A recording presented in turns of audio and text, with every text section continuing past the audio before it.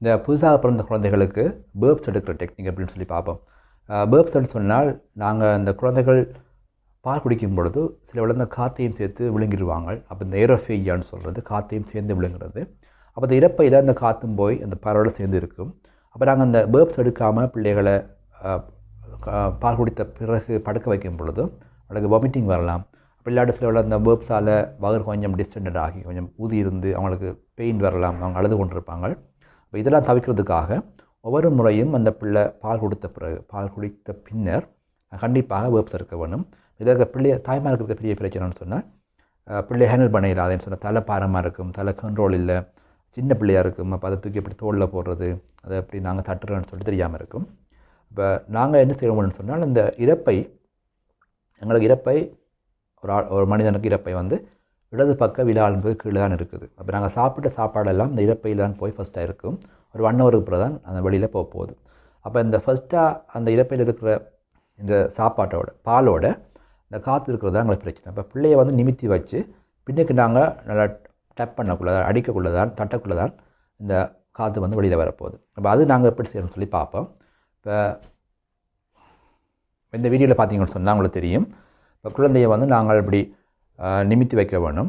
நிமித்தி வச்சு நாங்கள் போர்த்து வச்ச பரவாயில்ல, அந்த எங்களோட தோல் இல்லையோ இல்லை இருக்கிற ஏதோ ஒன்றும் இல்லாமல் இருக்க வேணும். வடிவாக ஒரு கதிரையில் சாஞ்சிருந்து இந்த மாதிரி இந்த குழந்தையை நாங்கள் மேலே போட வேணும். அப்போ இது பார்த்தீங்கன்னு சொன்னால் இந்த குழந்தையோட தலை எங்களோட தோலை தாண்டி இருக்குது.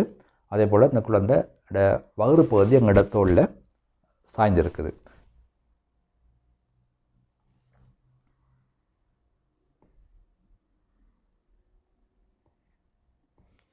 அப்படி செய்த பிறகு நாங்கள் இப்படி கொஞ்சம் ஃபேமாக தட்டக்குள்ளே இந்த வாய்க்குள்ளால் இந்த காற்று வரப்போகுது.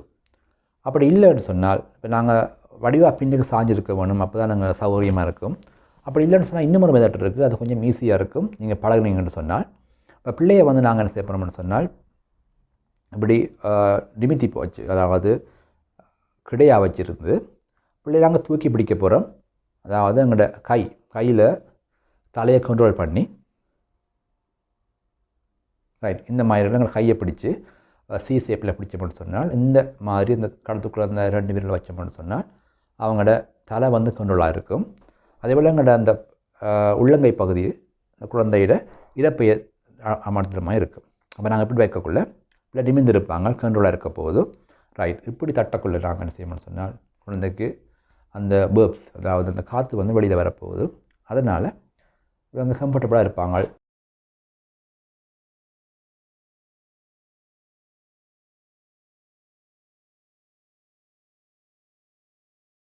இப்போ இந்த 2 மெத்தடையும் நாங்கள் வீட்டில் செய்வதன் மூலம் இந்த குழந்தைகளை நாங்கள் வழியாக பார்த்துக்கொள்ளலாம்.